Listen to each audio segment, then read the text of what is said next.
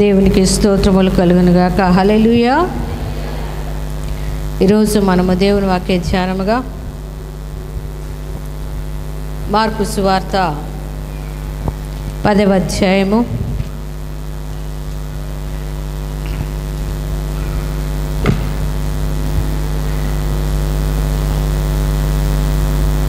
46వ వచనాన్ని చదువుకుందాం. మార్కు సువార్త. ఆయన తన శిష్యులతోనూ వారు యెరికో పట్టణమునకు వచ్చిరి. ఆయన తన శిష్యులతోనూ బహు జనసమూహముతోనూ యెరికో నుండి బయలుదేరి వచ్చుచుండగా తీమయి కుమారుడకు బర్తిమయి అను గుడ్డి భిక్షకుడు త్రోవ ప్రక్కన కూర్చుండెను. చాలండి, ప్రార్థన చేసుకుందాం.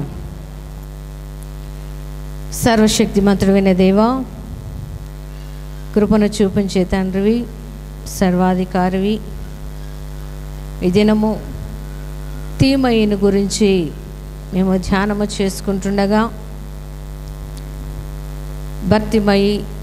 తీమయి యొక్క వ్యక్తిత్వాన్ని ఈరోజు మేము తెలుసుకుంటుండగా యేసయ్యా, మనుషులు ఎక్కడెక్కడ తప్పిపోతున్నారో, ఏ విషయాల్లో తప్పిపోతున్నారో, మేము ఏ విషయాల్ని సరి చేసుకోవాలనని ఈ దినము మీరు మాకు నేర్పించాలని ఆశపడుతున్న దేవుడు, నీకు స్తోత్రములు. నీ వాక్యము సత్యమైనది, జీవమైనది. నీ వాక్యమునైనా మనుషులను సరిచేసేది, పరిశుద్ధపరిచేది, పవిత్రపరిచేది. అటువంటి నీ మాటలు మేము ధ్యానము చేసుకుంటుండగా ఈ మాట ప్రతి ఒక్కరికి కూడా ఉపయోగపడుటకు, వాక్య ప్రకారము జీవించుటకు, నడుచుటకు ప్రతి ఒక్కరికి మనోనేత్రములు వెలిగించమని యేసు పేరిట అడిగి వేడుకుంటున్నాము తండ్రి, ఆమేన్. ఇక్కడ తీమయి అనే వ్యక్తి, బర్తిమయి అనే వ్యక్తిని గురించి వారిద్దరూ చూస్తే తీమయి కుమారుడు బర్తిమయి.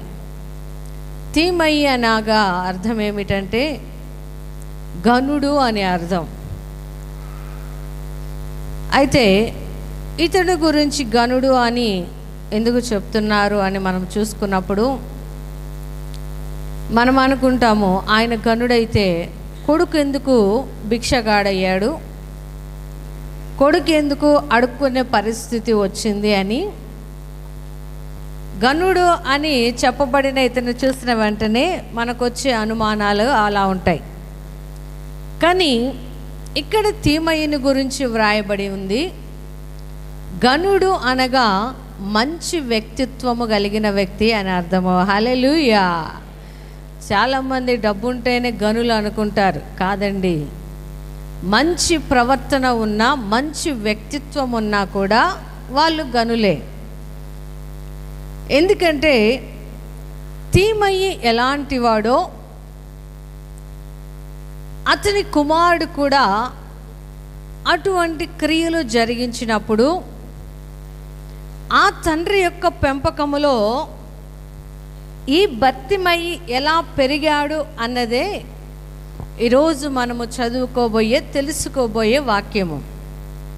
చాలామంది అంటారు, మేము బిడ్డల్ని కనగలము కానీ వారి బుద్ధుల్ని మేము కనలేమండి అంటారు. కానీ దేవుడు బైబిల్లో ఒక మాట చెప్తాడు, ఏమిటంటే దేవుని బీజము ఎవనిలో నిలుచునో వాడు పాపము చేయడు. అంటే దేవుని యొక్క ఆత్మ ఎవరిలో నివసిస్తుందో వారు పాపము చేయరు. అయితే ఈ లోక సంబంధంగా మనము చూసినప్పుడు ఒక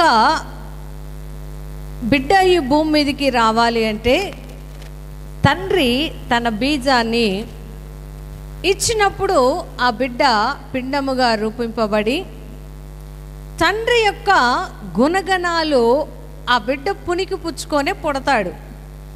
చాలామంది అనుకుంటారు వారి బిడ్డల యొక్క బుద్ధులని మావి కాదు అని చెప్పుకోవడానికి తల్లిదండ్రులు ఏం చేస్తారు, ఈ మాట అంటారు, బిడ్డల్ని కనగలం కానీ వారి బుద్ధుల్ని మేము కనలేమండి అని. కానీ ఇక్కడ మనము చూసినప్పుడు బర్తిమయికి పెట్టబడిన పేరేమిటంటే తీమయి కుమారుడు అని వ్రాయబడి ఉంటుంది. తీమయికేమో గనుడు అనే పేరు ఉంది. బర్తిమయికి ఉన్న పేరేమిటంట తీమయి యొక్క కుమారుడు. అంటే అతనికి సంబంధించిన కుమారుడు ఈ బర్తిమయి అని వ్రాయబడి ఉంది. అయితే బర్తిమయి ఎలాంటి వాడో, తన తండ్రి యొక్క పెంపకము ఎలా ఉందోనని మనము బైబిల్లో చూస్తే, మొదటిగా మంచి వ్యక్తిత్వం ఉన్న వ్యక్తులకి తనకి ఏమి కావాలోనని నిజాయితీగా అడిగే అలవాటు ఉంటుంది. హల్లెలూయా. ఈ బర్తిమయి గుడ్డివాడు, భిక్షం ఎత్తుకుంటూ ఉన్నాడు. భిక్షం ఎత్తుకుంటూ తన జీవితము అలా గడుపుతూ ఉన్నా అతనికి ఒక కోరిక ఉంది. ఏమిటంట, నాకు కళ్ళు రావాలి, నేను కంటి చూపును పొందుకోవాలి, ఆ కను దృష్టి నాకు వస్తే ఈ బిచ్చము ఎత్తుకునే పరిస్థితి నాకు ఉండదు అని బర్తిమయి తన కంటి చూపు కొరకు ఎదురు చూస్తూ ఉన్నారు, ఎవరు తనని స్వస్థపరుస్తారా అని. ఆ సమయంలో యెరికో నుండి యేసు ప్రభువు అక్కడ పని ముగించుకొని వెళ్తూ ఉన్నప్పుడు ఈ బర్తిమయికి వినబడిందంట, నజరేయుడైన యేసు ఇలా వెళ్తున్నాడు అని. ఆ మాట ఇతని హృదయంలోని ఇతని చెవులోకి వినబడిన వెంటనే ఈయన ఏమని అడుగుతున్నాడంటే దేవుణ్ణి, యేసు దావీదు కుమారుడా నన్ను కరుణించు. హల్లెలూయా. ఈయనకి మొదట దేవుని దగ్గర ఏం కావాలంట, కనికరము కావాలంట దేవుని దగ్గర నుండి. చాలామంది అంటారు వాళ్ళకి వారిని వారు తగ్గించుకోవడం ఇష్టం ఉండదు. నేనేంటి వారి ముందు తల ఉంచుకొని నిలబడేది, నేనేంటి వారిని తగ్గించుకొని అడిగేది, చేస్తే చేస్తారు లేకపోతే లేదు, వాడు కాకపోతే ఇంకొకడు చేస్తాడు అంటారు. కానీ ఈ బర్తిమయి ఏమని అడుగుతున్నాడు, నన్ను కరుణించు ప్రభువా. నిజమేనండి, ఒక వ్యక్తి మీద కనికరము లేకుంటే భూమి మీద ఏ పనులు కూడా జరగవు. నీకు డబ్బు ఉండొచ్చు, బలం ఉండొచ్చు, అందం ఉండొచ్చు, బలగం ఉండొచ్చేమో, కానీ నీపై ఏ వ్యక్తికి కూడా కనికరము లేకపోతే వారి దగ్గర నుండి ఏ ప్రతిఫలము నీవు ఆశించలేవు. అందుకు ఈ బర్తిమయి అడుగుతున్నాడు, నన్ను కరుణించు. నిజాయితీగా అడుగుతున్నాడు. లోపల ఒకటి బయటకు ఒకటి పెట్టుకొని మాట్లాడడం లేదు, లోపల ఒకటి ఉంచుకొని పైకి ఒకటి మాట్లాడడం లేదు. ఆయనకి ఏది కావాలో, దేవుని దగ్గర నుండి ఏ అవసరత ఉందో దానిని తన నోటి ద్వారా చెప్పడానికి నిజాయితీగా ఒప్పుకొని అడుగుతున్నాడు, నన్ను కరుణించు, నన్ను కరుణించు అని అక్కడికి వెళ్ళి ఆయన కేకలు వేస్తూ ఉంటే మనుషులందరూ ఏం చేస్తున్నారంట, అరవుకు అరవుకు అని వారిస్తూ ఉన్నారంట. నువ్వు మాట్లాడొద్దు గట్టిగా, నువ్వు ఆయన్ని పిలవద్దు గట్టిగా అని వారిస్తూ ఉంటే ఈయన ఏం చేస్తున్నాడంట, మరీ ఎక్కువగా కేకలు వేస్తున్నాడంట.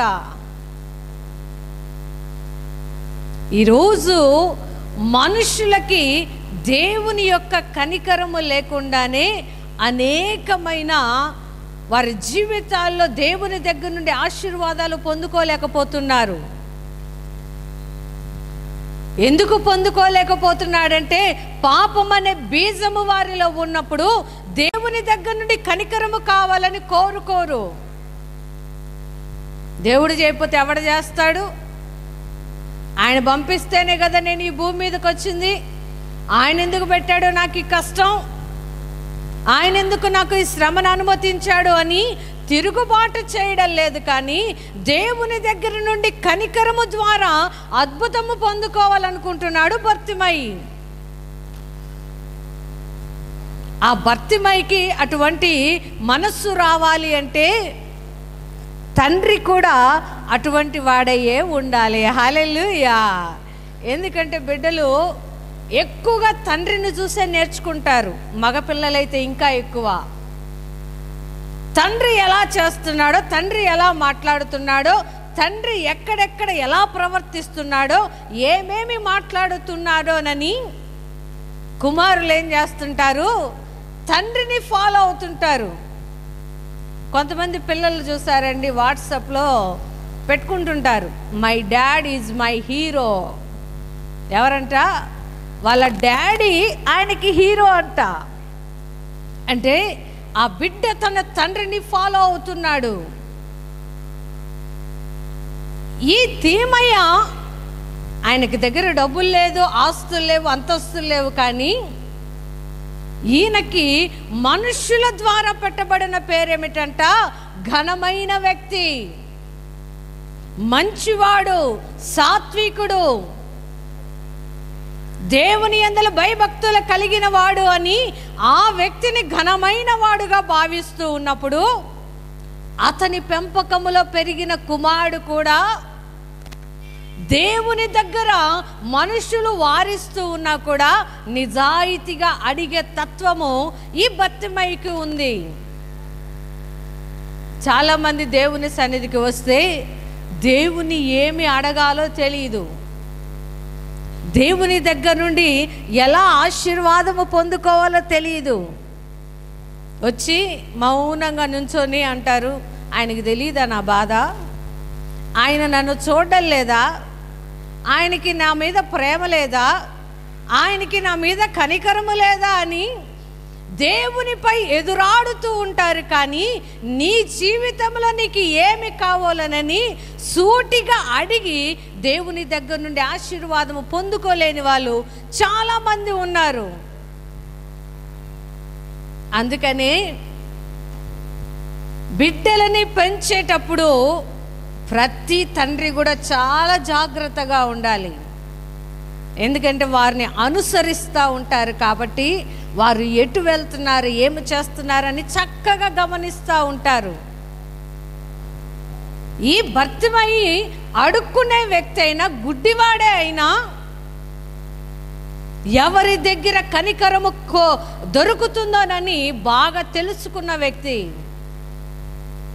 మనుషుల దగ్గరికి వెళ్తే అతనికి కనికరము రాదని తెలుసు, మనుషుల దగ్గరికి వెళ్తే అతని బాధ తీరదని తెలుసు, మనుషులకు చెప్పుకుంటే తన వేదన తొలగిపోదని తెలుసు. కాబట్టి ఎక్కడ అరవాలో అక్కడే అడుస్తున్నాడు. ఆయన శిష్యులు అక్కడ సమూహంలో ఉన్న వారందరూ కూడా ఏం చేస్తున్నారంట, నువ్వు అరవద్దు అరవద్దు అని మాట్లాడుతూ ఉంటే అతని మరీ ఎక్కువగా దేవుని అడగడం ప్రారంభించాడు. ఈరోజు చాలామంది అనుకుంటారు, ఏది ప్రతిదానికి దేవుని మీద ఆధారపడాలా, ప్రతిదీ దేవుడిస్తే తీసుకోవాలా, ప్రతిదీ ఆయననే అడగాల అని. మనకేమి తెలివితేటలు లేవా, మనకేమి ధైర్యం లేదా, మనకేమి బలము లేదా అని ప్రతి మనిషి ఏం చేస్తాడో తెలుసా, తన స్వంత బలం మీద ఆధారపడతాడు, తన స్వంత బుద్ధి మీద ఆధారపడతాడు. అలాంటి వారు ఈ భూ సంబంధమైన మనుషుల ద్వారా కనికరము పొందుకుంటారేమో కానీ దేవుని దగ్గర నుండి కనికరం వారికి ఎప్పటికీ రాదండి. ఈ భర్తిమైకైతే మనుషుల యొక్క జాలి కానీ మనుషుల యొక్క కనికరం అవసరంలా. ఎందుకంటే అడిగితే రూపాయి ఇస్తారు, లేకపోతే అడిగితే ఒక దేనారం ఇస్తారు, ఒక 5 కాసులు వేస్తారు, 10 కాసులు వేస్తారు. కానీ ఈయనకి ఎవరి కనికరము కావాలంట? దేవుని యొక్క కనికరము కావాలంట. హల్లెలూయా. ఈరోజు మనము కూడా మనుషుల దగ్గర అయితే కన్నీరు పెడతాము, ఏడుస్తాము. మనిషి ఏదో మన బాధ తీరుస్తారు అని వాళ్ళ దగ్గర కూర్చొని గంటలు గంటలు మాట్లాడితే ఆ మనిషి ఏం చేస్తాడో తెలుసా, విన్నంతసేపు వింటాడు, తర్వాత మన బలహీనతలన్నీ కూడా వారికి అవకాశం వచ్చినప్పుడు వాడుకొని మనల్ని ఎత్తి పొడుస్తూ ఉంటారు. అందుకని ఈ భూమి మీద ఏ మనిషి ఇంకొక మనిషిని కనికరించలేడు, కానీ కనికరము కావలసిన వ్యక్తిని ఇంకా చిన్న చూపు చేసి చూస్తాడే కానీ అతన్ని బలపరచడు ఏ మనిషి కూడా. కానీ మన బలహీనతల్లో మనల్ని బలపరిచేవాడు యేసు ప్రభు మాత్రమే. హల్లెలూయా. ఆ బలపరిచే యేసు ప్రభువు వైపు ఎవరైతే చూస్తారో ఖచ్చితంగా వారు ఆయన దగ్గర నుండి కనికరము పొందుకుంటారు. రెండవదిగా, మనము మంచి వ్యక్తిత్వం ఉన్న వ్యక్తికి ఏదైనా చెబితే వెంటనే లోబడే అలవాటు ఉంటుంది. హల్లెలూయా. ఈ బర్తిమైని యేసు ప్రభు అరుస్తుంటే విన్నాడంట. అతని కేకలు వేస్తుంటే విని ఆ జన సమూహం అంతటిని అక్కడ ఆపి అతన్ని వెళ్ళి తీసుకురాపోండి, అతన్ని నా దగ్గరికి తీసుకురండి అని అక్కడ మనుషులకి చెప్పినప్పుడు ఆ మనుషులు ఏం చేశారంట, ఈ బర్తిమయి దగ్గరికి వచ్చి చెప్తున్నారంట, ఆయన నిన్ను పిలుస్తున్నాడు, ఆయన నిన్ను రమ్మంటున్నాడు అని ఈ బర్తిమైకి చెప్పిన వెంటనే ఈయనేం చేశాడంట, ఆయన దగ్గర ఉన్న పాత బట్టలన్నిటిని విడిచిపెట్టి దేవుని దగ్గరికి పరిగెత్తుకుంటూ వెళ్ళాడంట. హల్లెలూయా. ఈడ పాత బట్టని మనము చూస్తే అది పాపానికి సాదృశ్యంగా ఉంటుంది. మనము విడిచిపెట్టుకోవలసిన శరీర సంబంధమైన క్రియలకి సాదృశ్యంగా ఉంది. ఎందుకంటే మనకంటే కాళ్ళు చేతులు బాగుంటాయి కాబట్టి రోజు బట్టలు ఉతుక్కుంటాం. అవి వాసన రాకుండా ఉండాలని రకరకాల సర్ఫులు సోపులు వేసి వాసన రాకూడదని నీట్గా ఉతుక్కుంటాం. కానీ ఇతని పరిస్థితి ఏమిటంట, ఒకరు చేస్తే కానీ చేయించుకునే పరిస్థితి ఈయనది. తను అడుక్కోంగా వచ్చే డబ్బుల మీద ఆధారపడిన వ్యక్తి కాబట్టి ఇతని బట్టలు ఎలా ఉంటాయండి, బాగా మంచి వాసన వస్తూ ఉంటాయా? మంచి వాసన అయితే ఏమి రావు, మట్టి వాసనో లేకపోతే ఇంకేదైనా చెమట వాసనో ఇలా రకరకాలైన వాసనలతో కూడిన ఆ పై బట్టని అక్కడ విడిచిపెట్టాడంట. అంటే మంచి వ్యక్తిత్వం ఉన్న వాళ్ళు వారిలో ఉన్న లోపాలని ఎవరైనా చెబితే సరి చేసుకుంటారు. ఎవరినైనా చూడండి, మీ కోపం ఎక్కువండి కొంచెం తగ్గించుకోండి అంటే వాళ్ళు అంటారు, ఎవరికి లేదండి కోపం, ఎవరికి రాదండి కోపం, ఎవరికి లేవండి అసూయలు, ఎవరికి లేవండి ద్వేషాలు. ఈ మనస్సు ఏదంట, సరి చేసుకోలేని మనస్సు. కానీ ఈ బర్తిమైని ఎప్పుడైతే ఆయన నిన్ను పిలుస్తున్నాడు అని చెప్పిన వెంటనే ఆయన దగ్గర ఉన్న పాత సంబంధమైన చెడిపోయిన వాటన్నిటిని విడిచిపెట్టి యేసయ్య దగ్గరికి పరిగెత్తుకుంటూ వెళ్ళాడంట.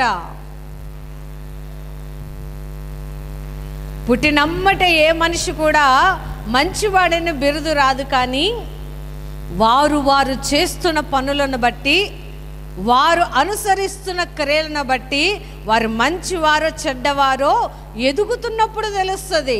అంతేగాని పుట్టిన పసిబిడ్డను చూడంగానే వీడు మంచోడు అనడానికి లేదు. ఈ బర్తిమయి కూడా తన తండ్రి యొక్క క్రియలని, తండ్రి యొక్క లోపల జీన్స్ అంటారు కదా, పోలికలని ఎలా ఉంటాయో తన తండ్రి పెంపకంలో అతను ఎలా పెరిగాడోనని మనకి తెలియజేయబడతా ఉంది. ఒప్పుకునే మనస్తత్వము, విడిచిపెట్టే మనస్తత్వము ఈ బర్తిమైకి ఉంది. ఏ మనిషి అన్న వచ్చి నువ్వు పాపం చేస్తున్నావయ్యా సరి చేసుకో అంటే ఆ మనిషి ఏమంటాడో తెలుసా? ఉదాహరణకి ఒక వ్యభిచారము చేస్తున్న స్త్రీ ఉందనుకోండి, ఎందుకమ్మా నువ్వు వ్యభిచారం చేస్తున్నావు, నీకు దేవుడు మంచి భార్య బిడ్డలు ఇచ్చాడు కదా, వారితో తృప్తిగా ఉండొచ్చు కదా అంటే ఆమె ఎన్నో సాకులు చెప్తుంది. నా కుటుంబ పోషణకి మా ఆయన డబ్బులు ఇవ్వడం లేదు, లేకపోతే నన్ను సరిగా చూసుకోవడం లేదు, నన్ను బాధ పెడతా ఉన్నాడు, నన్ను తిడతా ఉన్నాడు, అరుస్తూ ఉన్నాడు, కొడతా ఉన్నాడని ఆమె చేసిన లేకపోతే అతను చేసిన తప్పిదాలని కప్పిపుచ్చుకోవడానికి వారు దేవునికి వ్యతిరేకంగా చేస్తున్న క్రియలను బట్టి వారిని వారు ఏం చేసుకుంటారు? సమర్థించుకుంటూ ఉంటారు. తప్పులను సమర్థించుకున్నవారు, పాపాన్ని సమర్థించుకున్నవారు ఎన్నటికీ దేవుణ్ణి చూడలేరు. ఎందుకంటే ఆయన అంటారు, ఎవరి తప్పిదాలు వారు ఒప్పుకొని విడిచిపెడితే కనికరాన్ని పొందుకుంటారు. ఒకవేళ వారి తప్పిదాలను వారు ఒప్పుకోక విడిచిపెట్టుకోక ఉంటే దేవుని నోట నుండి వారు ఉమ్మిలాగా బయటికి వేయబడతారు. కానీ ఈ భర్తిమైకి ఏముందంట? దేవుని దగ్గర నుండి కనికరము కావాలి. ఆయన కనికరించినప్పుడు నాలో ఉన్న లోపాలని సరి చేసుకోవాలి. నిజమేనండి, ఎవరైనా మనల్ని ఎక్కువగా ప్రేమిస్తున్నారనుకోండి, ఆ ప్రేమను బట్టి వారిని ఏం చేస్తామంటే తృణీకరించి మాట్లాడుతూ ఉంటాం. మనకి ఎవరైతే సహాయం చేస్తూ ఉంటారో, ఎవరైతే హెల్ప్గా ఉంటారో, ఎవరైతే మనని గురించి ఆలోచిస్తుంటారో వాళ్ళని ఏం చేస్తాము? తృణీకారంగా చూస్తాం. ఎవరైతే మనల్ని దూరం పెడుతున్నారో, ఎవరైతే మనల్ని అసహించుకుంటున్నారో వారు ప్రేమ కావాలని పరిగెడుతూ ఉంటాం. మనిషి ఎప్పుడు కూడా ఏం చేస్తాడు? ఆపోజిట్గా చేస్తాడు, మంచికి వ్యతిరేకంగా చేస్తూ ఉంటాడు. కానీ లోపాల్ని సరి చేసుకోవాలనే మనస్సు ఉన్నవారైతే నా లోపము ఎక్కడ ఉంది? మాటలో ఉందా? చూపులో ఉందా? ఎదుటి వారిని చూసే మనస్సులో ఉందా? ఎదుటి వారితో మాట్లాడే మాటలో నా తేడా ఉందా అని ఎవరైతే స్వపరిశీలన చేసుకుంటారో వాటిని విడిచిపెడతారు.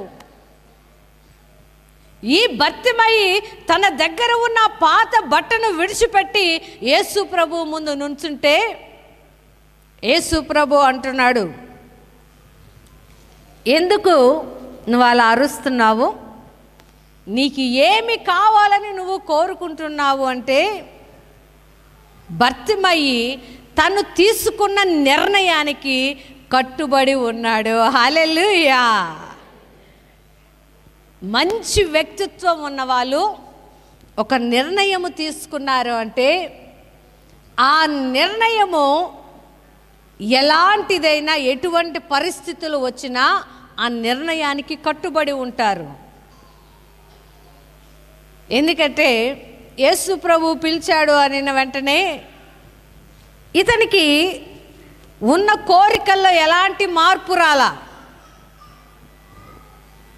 బైబిల్లో ఒక ఉపమానం ఉంటుంది. ఒక వ్యక్తి కట్టెలు కొడుతూ పక్కనే ఉన్న నదిలో తన గొడ్డలిని పోగొట్టుకున్నాడంట. ఆ గొడ్డలి పోయింది అని బాధతోటి అక్కడ కూర్చొని ఏడుస్తూ ఉంటే దేవుడు ఒక బంగారు గొడ్డలిని అతనికి మొదటగా చూపిస్తాడంట. అయ్యా, ఈ గొడ్డలి నీదా అంటే అతడు అన్నాడంట, ఇది నాది కాదయ్యా అన్నాడంట. సరేనని మరలా ఒక వెండి గొడ్డలిని పైకి తీసుకొచ్చి, ఈ వెండి గొడ్డలి నీదా అంటే ఇది కూడా నాది కాదయ్యా అన్నాడంట. సరే, చివరిగా ఒకటి చూపిస్తా, అది నీదో కాదో నాకు చెప్పు అన్నాడంట. చివరిగా అతను ఏదైతే ఒక కర్ర గొడ్డలి వాడుతున్నాడో, ఇనుము చేత తయారు చేయబడిన కర్ర గొడ్డలి వాడుతూ ఉన్నాడో అది తీసుకొచ్చి దేవుడు అతని ముందు పెట్టాడంట. పెట్టిన వెంటనే అతను సంతోషము పట్టలేక ఈ గొడ్డలి నాదేనయ్యా అన్నాడంట.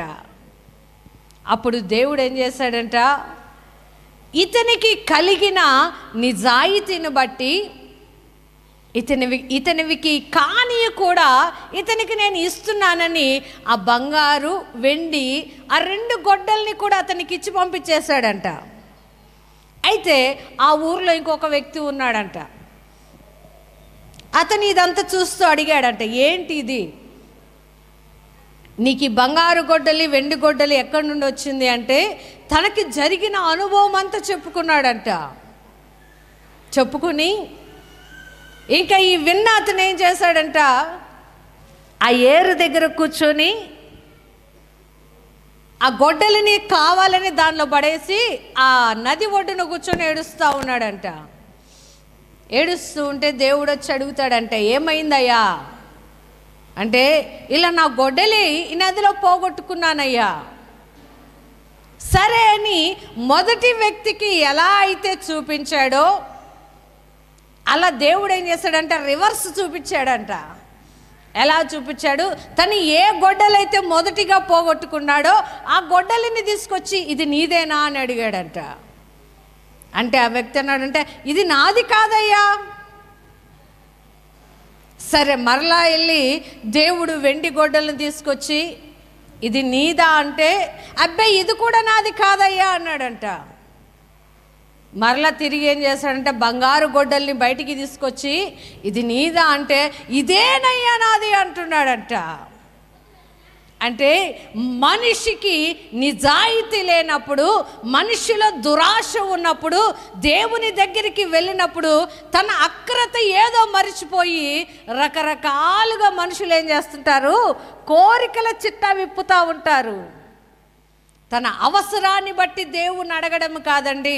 అందుకే బైబిల్లో అన్నాడు ఆయన, మీ భోగేచ్ఛల నిమిత్తం మీరు అడుగుతున్నారు కాబట్టి నేను వాటిని మీకు ఇవ్వను.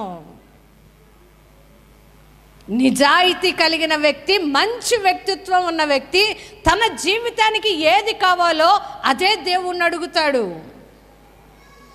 నిజాయితీ లేని వ్యక్తులు ఏం చేస్తారు, వారికి అప్పటిదాకా హృదయంలో ఒక ఆలోచన ఉంటుంది.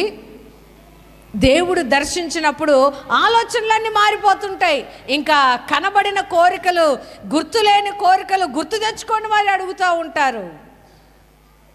కానీ ఈ భర్తిమైని యేసు ప్రభు ముందు నించోబెట్టినప్పుడు ఆ భర్తిమై అడిగాడంట, నేను గ్రుడ్డివాడినయ్యా, నాకు చూపు దయచేయి. హల్లెలూయా. తను తీసుకున్న నిర్ణయానికి మంచి వ్యక్తిత్వం ఉన్నవాడు లోబడతాడు, ఆ మాట మీదే నిలబడతాడు. దురాశకు పోడు, ఆశకు పోడు, అత్యాశకు అసలే పోడు. ఎందుకంట తండ్రిని చూసి, ఈ తేమైను చూసి పెరిగాడు కాబట్టి భర్తిలోమై. ఈ భర్తిలోమయి వేరు, భర్తిమయి వేరండి. ఈ భర్తిమయి తండ్రి గనుడని మనుషులు పొగుడుతుంటే, ఎందుకు పొగుడుతారు మనుషులు? ఊరకే ఎవరు పొగడరండి. ఊరకే ఒక మనిషి మనల్ని పొగుడుతున్నాడంటే వాడికి మనం ఏదైనా ఉపయోగపడతామని అర్థం. మనం చేసిన పనికి పొగుడుతూ ఉంటే ఆ మాటలో నిజాయితీ ఉంటుంది. కానీ అబ్బో మనము చేయకపోయినా కొంతమంది ఏం చేస్తుంటారు, అదేదో భజన చేస్తారంటారే అలా చేస్తూ ఉంటారు. వాళ్ళని అస్సలు నమ్మొద్దండి.